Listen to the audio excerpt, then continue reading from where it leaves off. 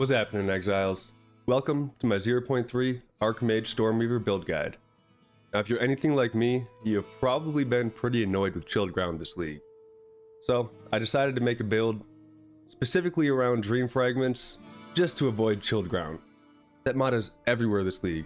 So, I decided to go back to the 0.1 roots, bring out the mana stacking Stormweaver again, and we're playing a lightning arc build. As you may have seen in the intro, this build does really high damage against bosses and single target, and it also has some really nice clear with the chain from Arc. Let's first talk about why we picked Stormweaver. The main bread and butter of this build is going to be Strike Twice. This allows 2 shocks to affect targets at the same time. With all of our magnitude of ailment increases from our passive tree, jewels, and rune sockets, we can get up to 100% shock effect. We can have 2 100% shocks on an enemy at the same time, meaning they take 200% increased damage. Now, another reason why this is so massive is because we use Lightning Conduit. Lightning Conduit has 25% more damage with hits per 5% shock on an enemy. So with enemies that have 200% shock on them, we actually get 1000% more damage with Lightning Conduit against them. You get 20% by default and then another 5% from quality. So make sure you quality this up to 20. Constant Gale is another really helpful Ascendancy node. It gives us Arcane Surge without us having to proc it or spend mana to gain it. And the next node following, we get increased effect of Arcane Surge per 10% missing mana. Alright, I have Spark here just to show what the mana regen looks like when you get low. When you're full, I'm at 2200. And as I cast and get lower and lower, you can see that mana regen go up because of the effect of Arcane Surge. And you can also see, as we get lower on mana, we can see the cast time and cast per second here increase.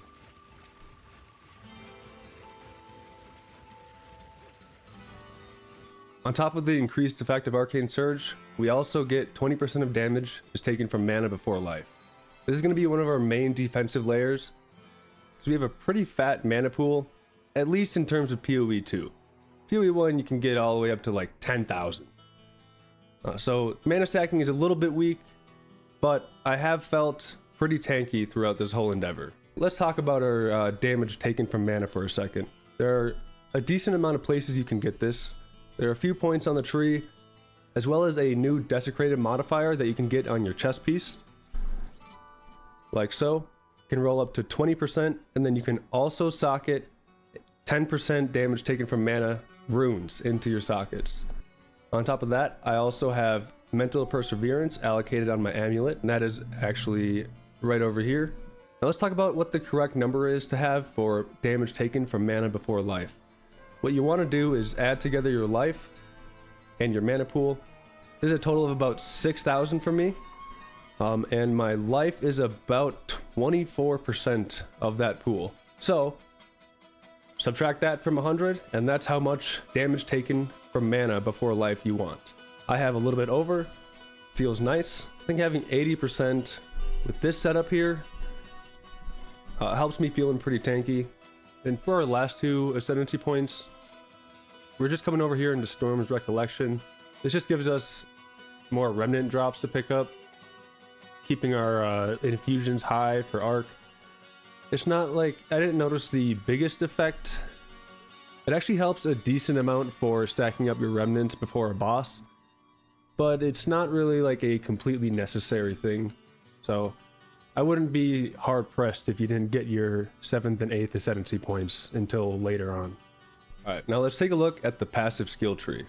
There's not a ton of leeway for changing up the passive tree, but I will go over some points and nodes that you can take out if you're feeling like you need more damage elsewhere, or if you need more defenses. I'll just go over some of the most important nodes, and then I'll go over all the weapon set points that we have. First of all, mana regen is a highly valuable stat for this build, as our defense pool is going to be our mana. And if we can take hits and then regen that mana as fast as possible, we're going to be pretty tanky through maps. Again, more mana regen, and then cast speed, since Arc is a kind of slow casting ability, cast speed is going to be nice for this build. When we path through this for the intelligence, the energy shield is doing nothing here, but this is just our most optimal path for now.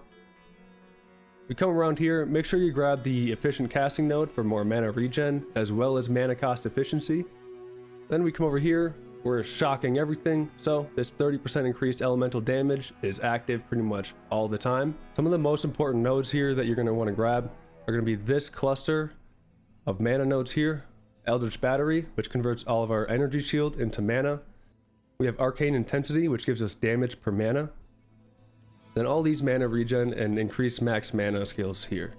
As you grab these Eldritch Battery and mana nodes here, also make sure to come over here for Ritual Cadence. This is how we will be triggering Lightning Conduit with our Dueling Wand using Spellslinger. This just ensures that our energy gain for Lightning Conduit is low enough so we can use it. Lightning Conduit, however, does have an 8-second cooldown, so it won't be casting this every 2 seconds. The reason we grab this node here is for the consuming of less energy, so you don't have to cast as much to get these stacks up. Then we make sure you come over here and grab the Jewel node. Then we're going to wrap around here, make sure we take these 3 damage taken from mana before life nodes, and then we come down here for more maximum lightning damage. Then with all of our leftover points, we're actually coming down here for quality of life. None of this is really increasing our damage besides these magnitude of shock nodes here. So we just come down here, we're grabbing reduced movement speed penalty from using skills. I think in total we have about 54%, as I have 2 in my boots here, which are also 100% increased effective socketed items. This pair of boots was actually really cheap to find. I think I might have got kind of lucky. It has no resistances, barely any energy shield, but I have these boots just for the reduced movement speed penalty. And if you don't feel like using all these reduced movement speed stuff, then for sure feel free to come up here and grab any other damage nodes that you feel are worth it.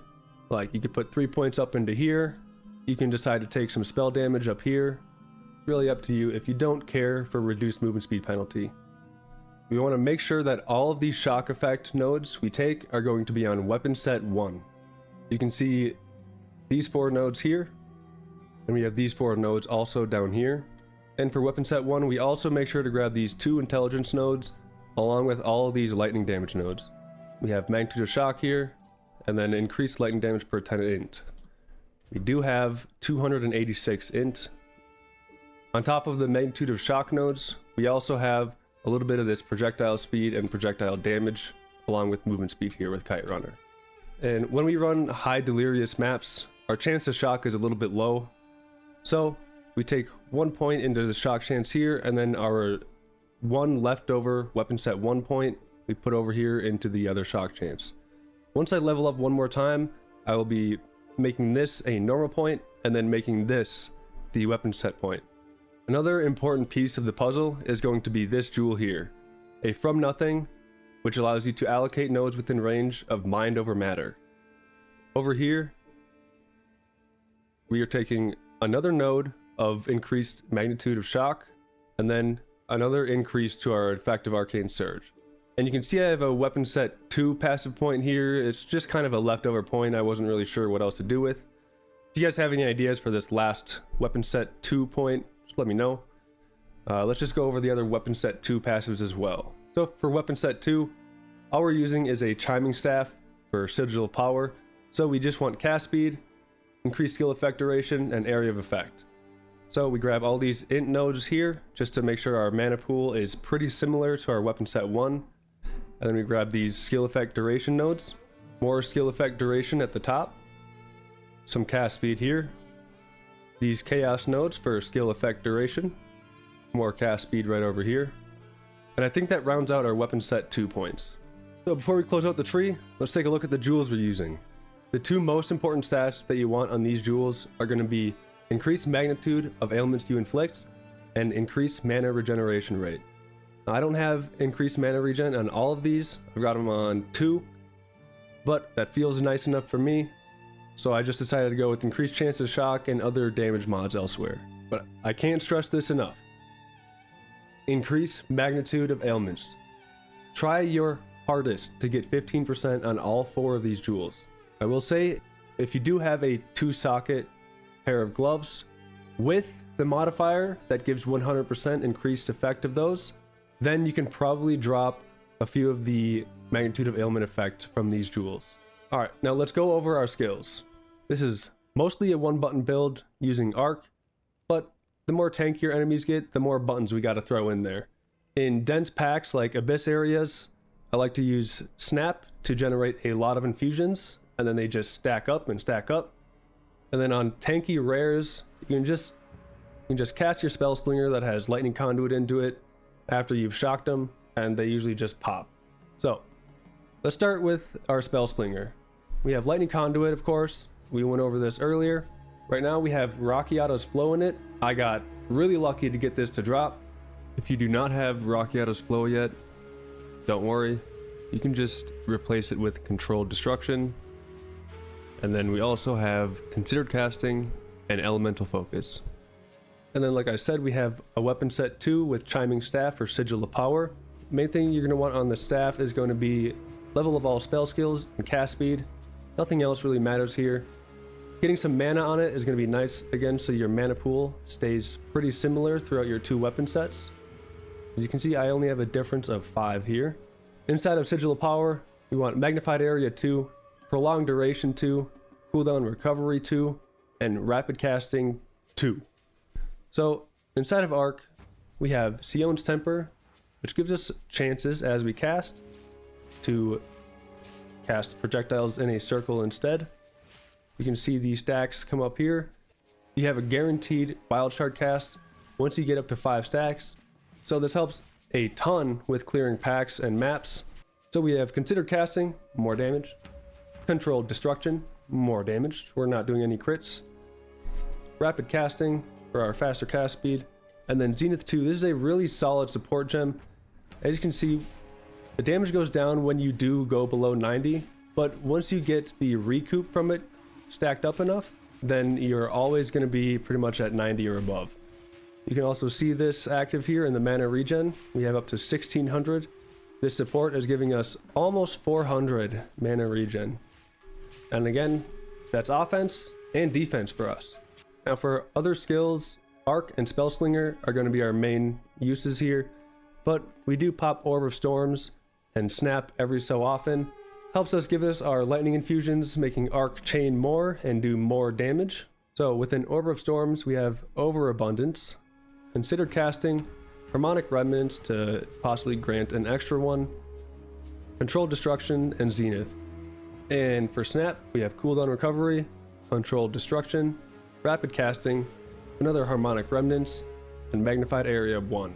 There should be 2, I don't know why I put 1 in here. Anyways, make sure it's 2. For our only spirit gem that we have, because we only have 111 spirit, ideally you'll have more. You'll have spirit on your chest, you have spirit on your amulet. Right now I have Archmage. This gives us 4% lightning damage gained per 100 maximum mana.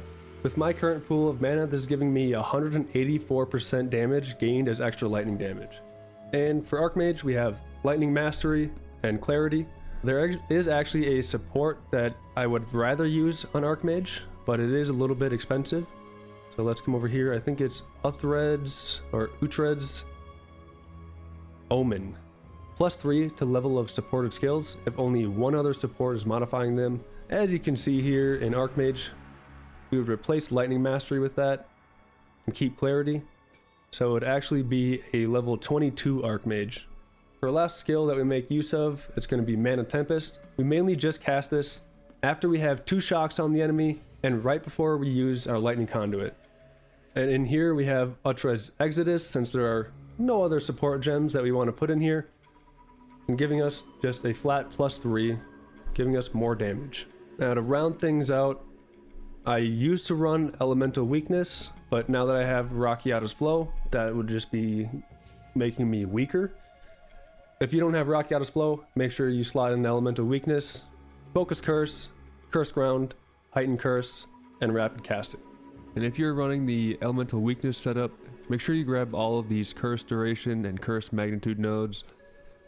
These 3 here, these 4 here, and then these 4 here as well. These just help increase your Curse's effect on the enemies. Now there is an option if you would rather use Spark. You are not going to be getting as high of shock magnitude. So I would recommend to keep using Arc on bosses so that you can shock them with 100%, since Arc does come with the 50% more magnitude of shock. But if you would rather run Spark for maps, this is completely doable. In Spark, I would put Wild Shards, or I would actually throw in Sion's Temper from Arc here. It would go like this. So we have Sion's Temper, you have Rapid Casting, Projectile Acceleration, Efficiency 2, and Zenith 2. So let's talk about our boss combo real quick. What we do, first thing first, we slap down Sigil of Power. Then we put down 2 Orb of Storms, 3 Arcs, and you can see we have 1 Lightning Infusion, and another Lightning Infusion, and another Lightning Infusion. So we have 3 Lightning Infusions ready to go for the boss. Put down more Orb of Storms, boss becomes targetable, apply Shock, Mana Tempest, and then Lightning Conduit. It's pretty simple. Once you get used to it, you get everything down pat. It's a really quick one-shot. Now let's go over our gear. Before I made this wand, I had about 4,900 mana with this wand here, but the damage increase from the +5 wand is such a big increase that I decided it was okay to drop 300 mana. So you're going to be looking for lightning damage, spell damage, elemental damage. You can grab, I would say, maybe 1 gain extra for your suffixes, +5 level of all lightning spells, cast speed, and intelligence to increase your mana pool as well. Those are going to be your best bets here. I don't have the perfect wand, but it is a damn good one. For your armor pieces, you would prefer to find mana or a mana hybrid energy shield roll, but since your energy shield is being converted into mana, it's not too important. For your helmet, as high energy shield as possible.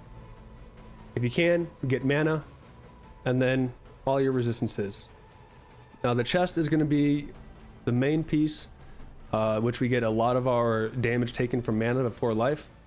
It has a possible suffix desecrated mod, which you can get up to 20% damage taken from mana before life, and then 2 sockets here with also 10% damage taken from mana before life in each socket.